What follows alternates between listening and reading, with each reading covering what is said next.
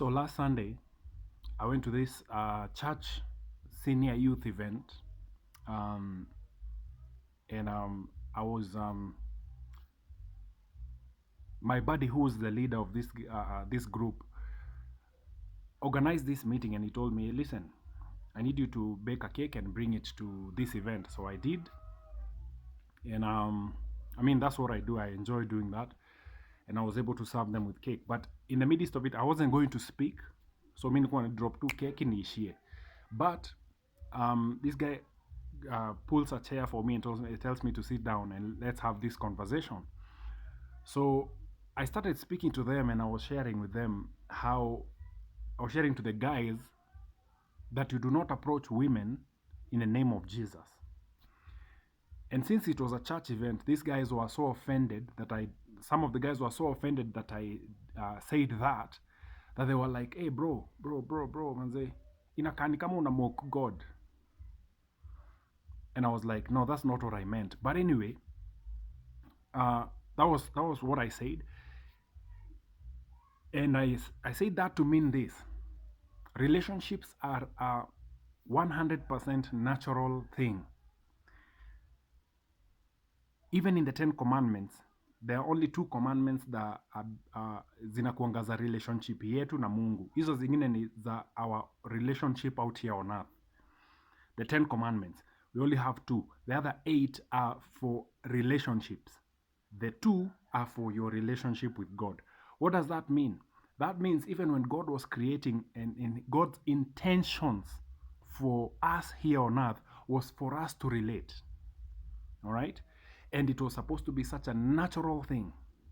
And that's why he put us here, both male and female, so that we may be able to relate. And so when I shared this, these guys were so offended, like, "Oh no, you're mocking God. Unajua ni aje mi siwezi acha God sababu ya relation." I was like, "Hey bro, that's not what I meant."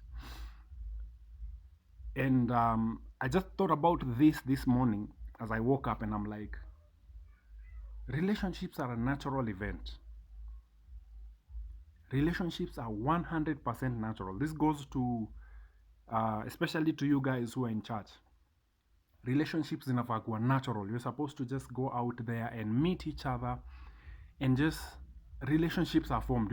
In fact, you don't even go into a relationship with the intent of being in the relationship.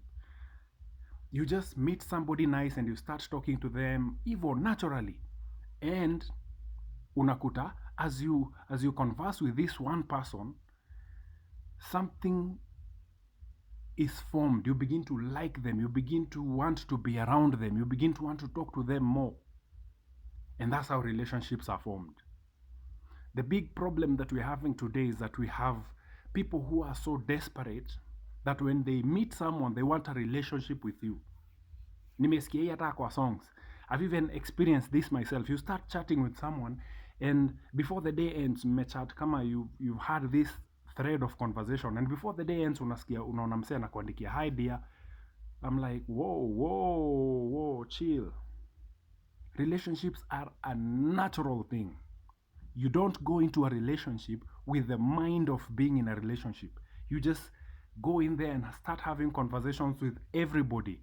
And then over time, unakuta, you like this one person, you want to talk to this one person, you actually enjoy being around this one person, and that's how a relationship is formed. So one of the biggest problems we are having today, we have so many people who are desperate. We have men who feel less than, that they need a woman to complete them. And that's why every time I come to these videos, I tell men, you are complete. Because you only build a good relationship with the mindset that I am a complete being meeting another complete being. That's the only way relationships will work in 2023. All right? Peace.